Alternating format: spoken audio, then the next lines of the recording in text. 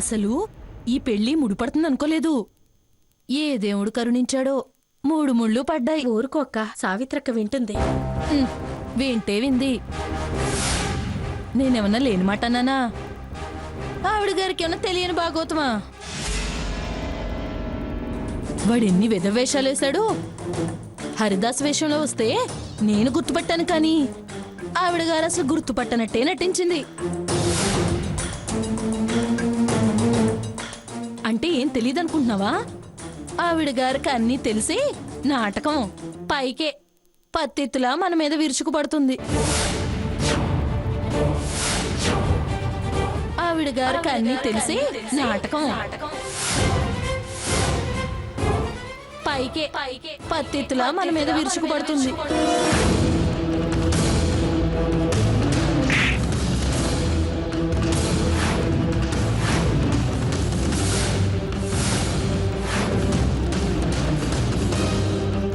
పళ్ళు రాల్తాయి. పచ్చటి పందిట్లో ఏంటే పిచ్చి కూతులు కూస్తున్నావు?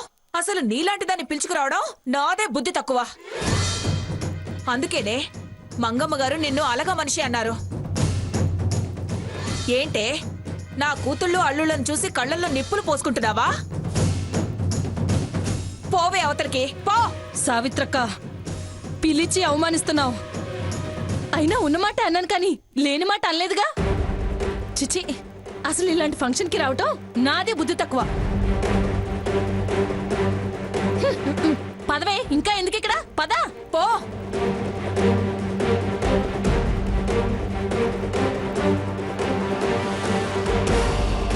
సావిత్రి, ఊరుకో. పిలిచి అలా పొమ్మనడం తప్పు.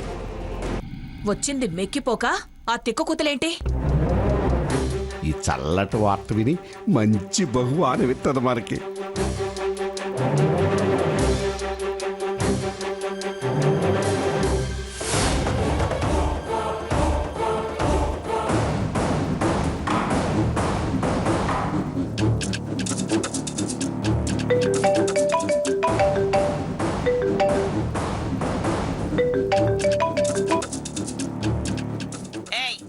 పనికి మాలిన సన్నాసి, మళ్ళీ నాకు ఫోన్ చేశావెందుకు?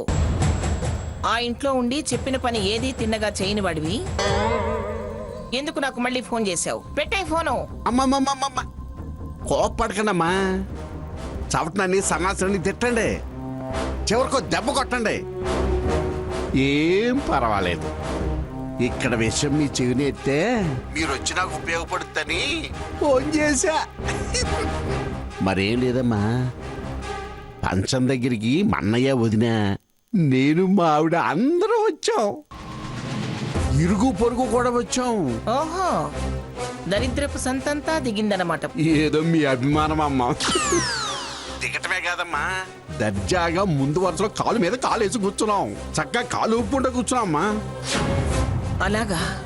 అబ్బో, పాటలు డాన్సులు భలే హుషారుగా సాగుతున్నాయిలే అమ్మా.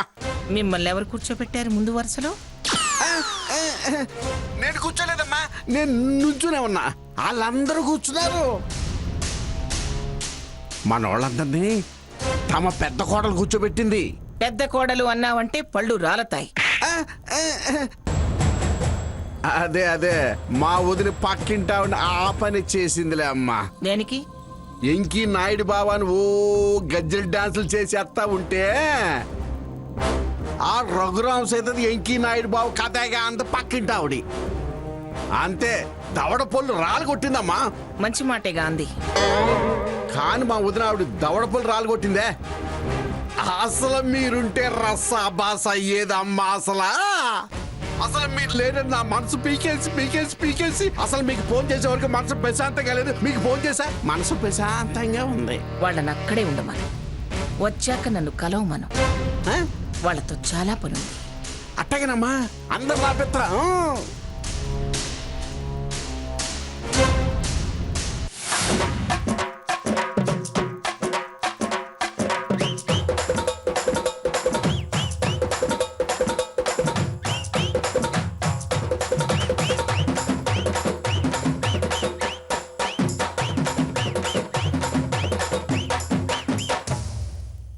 Sir, coffee. Madam coffee.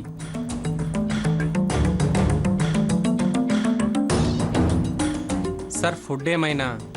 తర్వాత చెప్తాను, వెళ్ళు వెళ్ళు.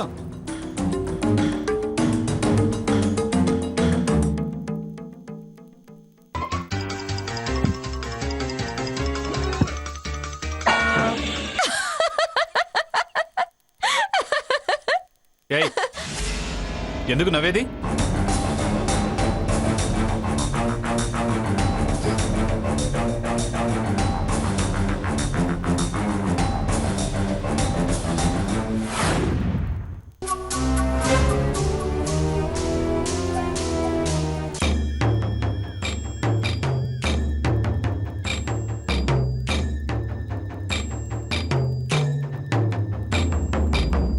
मधुबन में जो कन्हैया किसी को भी से मिले, कभी मुस्काए कभी छेड़े कभी बात करे, राधा कैसे न जले, राधा कैसे न जले, आग तन मन में लगे, राधा कैसे न जले, राधा कैसे न जले। मधुबन में भले कान्हा किसी को पी से मिले, मन में तो राधा के ही प्रेम के हैं फूल खिले, किस लिए राधा जले, किस लिए राधा जले, बिना सोचे समझे, किस लिए राधा जले, किस लिए राधा जले।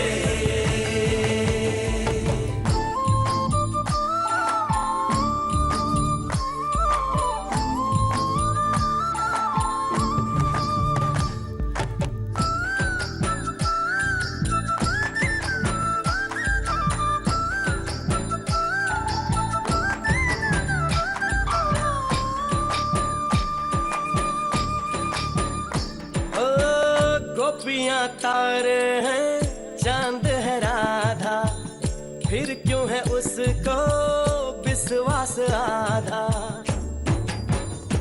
ओ गोपियां तारे हैं चांद है राधा, फिर क्यों है उसको विश्वास आधा। कान्हा जी का जो सदा इधर उधर ध्यान रहे, राधा बेचारी को फिर अपने पे क्या मान रहे। गोपियां आनी जानी है, राधा तो मन की रानी है, गोपियां आनी जानी है, राधा तो मन की रानी है। सांझ सखारे जमुना किनारे, राधा राधा ही कान्हा पुकारे। ओए होए ओए होए, बाहों के हार जो डाले कोई कान्हा के गले, राधा कैसे न जले, राधा कैसे न जले, आग तन मन में लगे, राधा कैसे न जले, राधा कैसे न जले।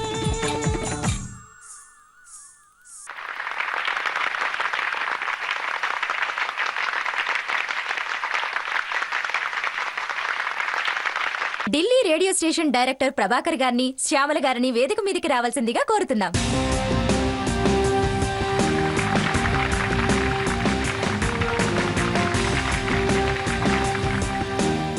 అందరికీ నమస్కారం.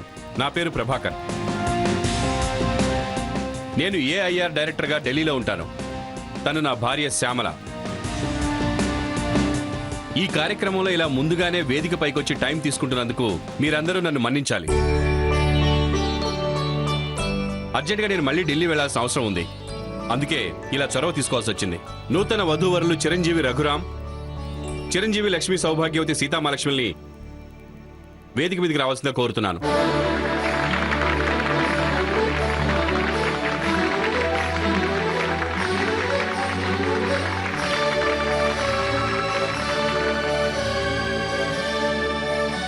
Wish you happy married life. Thank you sir. నిండు నూరేళ్లు అష్టైశ్వర్యాలతో పిల్లా పాపలతో చల్లగా ఉండండి.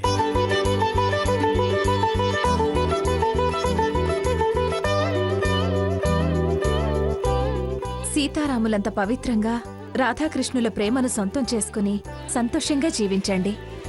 Happy married life. Thank you madam. Thank you madam.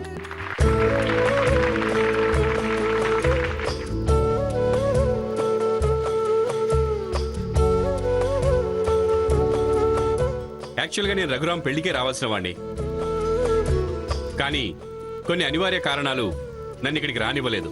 అందుకే ఈ రిసెప్షన్ ఎట్టి పరిస్థితుల్లోనూ మిస్ అవ్వకూడదనే ఈ రోజు వచ్చాను. Thank you sir. You welcome. Raghuram ఎప్పుడు ఇంట్రెస్టింగ్ గా మాట్లాడతాడు, ఇన్స్పైరింగ్ గా మాట్లాడతాడు, ఇంప్రెసివ్ గా మాట్లాడతాడు.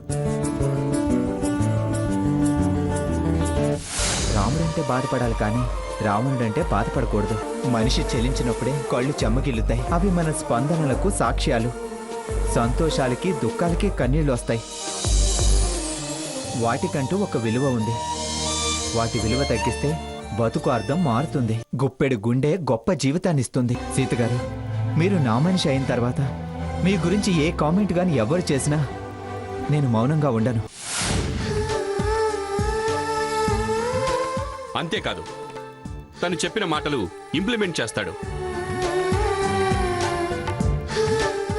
మీకు వీళ్ళిద్దరూ ఆల్ ఇండియా రేడియో కళాకారులుగానే పరిచయం, కానీ నాకు రఘురామ్ తన చిన్నతనం నుండి బాగా తెలుసు. అందుకే ఈ శుభ సందర్భంలో అతని గురించి సంతోషంగా 2 మాటలు చెప్పాలని ఉంది. సహజంగా గుణగణాలనేవి జన్మతహా వస్తాయి. అవే మనకి మంచి పేరు తెచ్చిపెడతాయి, అభివృద్ధికి ఆసరాగా నిలుస్తాయి.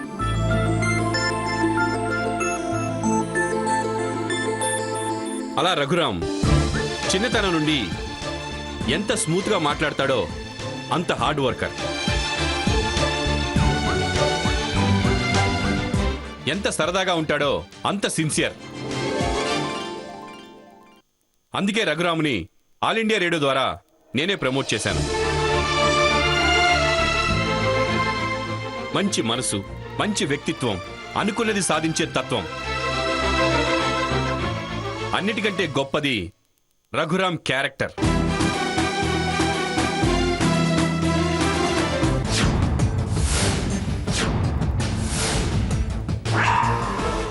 వయసుకు మించిన ఆలోచనలు ఎన్నెన్నో ఉన్నాయి మన రఘురాంలో.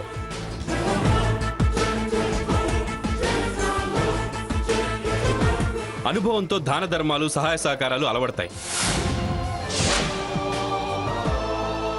కానీ మన రఘురాంలో ఆ హెల్పింగ్ నేచర్ పుట్టుకతోనే అలవడింది.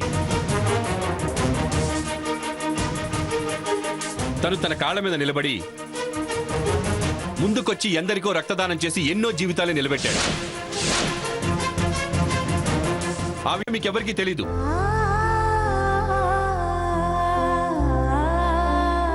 సంపాదనలో మరో పావు భాగం వృద్ధాశ్రమానికి చేయూతగా అందించి చాలా పెద్దతనాన్ని తన సొంతం చేసుకున్న చిన్న వయసు వాడు రఘురాం. భగవంతుడు ఇతని మంచితనానికి అండగా ఉంటూ ఎన్నెన్నో గొప్ప కార్యాలు ఇతనితో చేయిస్తాడని మనస్ఫూర్తిగా మనందరం ఆశిద్దాం. ముఖ్యంగా ఈ సందర్భంలో నాకు మాట చెప్పాలనిపిస్తోంది. పిఠాపురం వారి విందు అని అందరిని ఇలా ఆహ్వానించడానికి కారణం మన రఘురాం. ఆ పిఠాపురం మంగమ్మ గారికి ఎవరూ చేయలేని గొప్ప సాయం మన రఘురాం చేసుంటాడని నేను అనుకుంటున్నాను.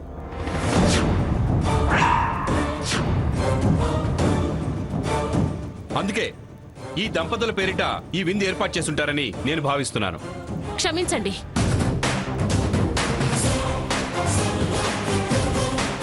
ఆ పిఠాపురం మంగమ్మ గారికి ఎవరూ చేయలేని గొప్ప సాయం మన రఘురాం చేసుంటాడని నేను అనుకుంటున్నాను.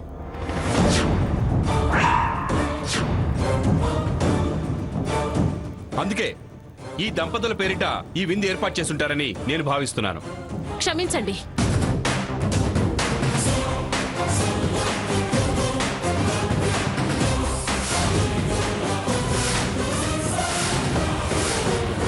దయచేసి మీరు చివర్లో అన్న మాటల్ని వెనక్కి తీసుకోండి. ఎందుకు? మీకు పిఠాపురం మంగమ్మ గారు తెలుసా? వారు గొప్పవారని విన్నాం. వారి ఆస్తి, అంతస్తు, పలుకుబడి, పరపతి మీకు తెలుసా? జమీందారులు కావచ్చు.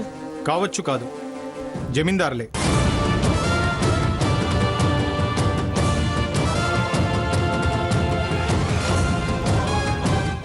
అష్టైశ్వర్యాలు వాళ్ళ ఇంట్లో తులతూగుతాయి. అష్టలక్ష్ములు వాళ్ళ ఇంట్లో నివాసం ఉంటాయి. కావచ్చండి, నేనే కాదనలేదే. రఘురాం మంగమ్మ గారికి ఆర్థికంగా సహాయం చేస్తుంటాడని నేనేమనలేదే. ఏ విధంగానూ వాడు నాకు సహాయం చేసే అర్హత లేదు.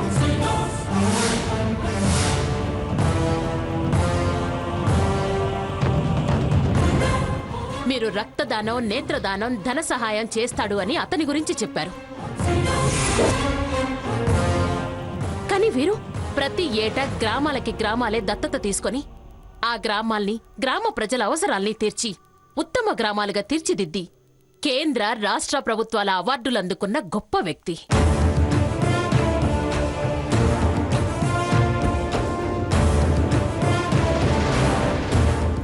దత్తత తీసుకున్న గ్రామాల అభివృద్ధి మాలాంటి వాళ్ళకి అప్పగించి మాకు ఆర్థిక అభివృద్ధి, మంచి పేరు తెచ్చిపెట్టారు. అలాంటి వీరికి అతను సాయం చేయాల్సిన పనే ఉంది. అవి అందుకోవాల్సిన అవసరం వీరికే ఉంది.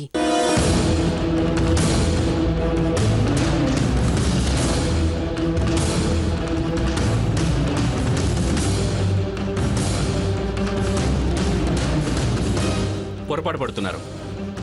నిన్నగాక మొన్న బెంగళూరు నుండి ఓ గుండె మద్రాసు వెళ్లి మరో మనిషికి జీవితాన్ని ఇచ్చింది. ఆ గుండె పేదవాళ్లదో ధనవంతులదో తెలియదు. ఎంతో మంది పేదవాళ్ల అవయవాలు చాలా పెద్ద పెద్ద వాళ్ళని ఆదుకుని జీవితాలనిచ్చాయి. అలాగే అన్ని సాయాలు డబ్బుతో ముడిపడి ఉండవు. అలా ఏదైనా జరుగుండొచ్చన్న ఉద్దేశంతోనే అన్నాను. మీరు దాన్ని తప్పు పట్టాల్సిన అవసరం లేదు. ఇంకో విషయం, వారి దత్తత పేరు కోసము, ప్రతిష్ట పెంచుకోవడం కోసం, అలాగే అన్ని సాయాలు డబ్బుతో ముడిపడి ఉండవు. అలా ఏదైనా జరుగుండొచ్చన్న ఉద్దేశంతోనే అన్నాను.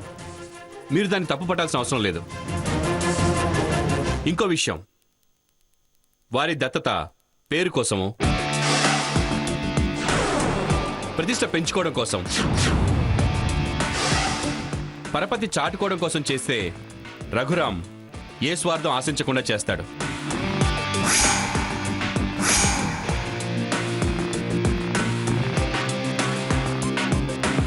నేను చెప్పేదాకా బహుశా అతని విషయం మీకెవరికీ తెలుసుండదు. దయచేసి తప్పుగా అర్థం చేసుకోకండి. మేము వెళ్ళొస్తాం. Raghuram, once again wish you happy married life. Thank you sir. Thank you madam. పద. తప్పుగా అనుకోకండి అని చెప్పి వెళ్ళడం కాదు, కాసేపు ఆగి కారణాలు తెలుసుకుని వెళ్ళండి. ఏం అవసరం లేదు, వాళ్ళని వెళ్ళనివ్వండి. అది కాదండి, నేను వద్దంటున్నానుగా. చూడండి, నేను పొరపాటు పడుంటే, ఒకవేళ మీరే రఘురాంకి సాయం చేస్తుంటే ఐఎమ్ సారీ. ఇలాంటి సంతోష సమయంలో మా మాటల్ని సీరియస్గా తీసుకోకండి. శ్యామల, పద, ఫ్లైట్ టైం అవుతుంది. చాలా ఇగో ఉన్నట్టుంది. మనకు అనవసరం. పద వెళ్దాం.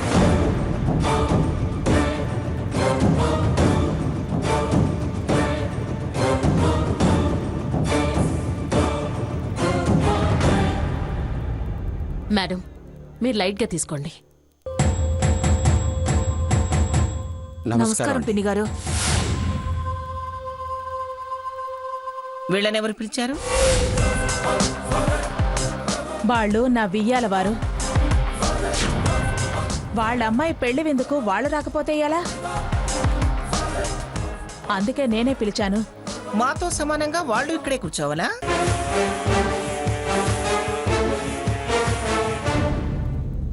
గడప దాటి లోపలికి రావద్దని చాలాసార్లు హెచ్చరించారు. నువ్వు లోపలికి రాకుండా అవి దీని ఒళ్ళో ఎలా పెడతావు? సీత, మీ అమ్మకి ఇక్కడ నా పక్కనే ఇక్కడ కూర్చోబెట్టి వడ్డించు.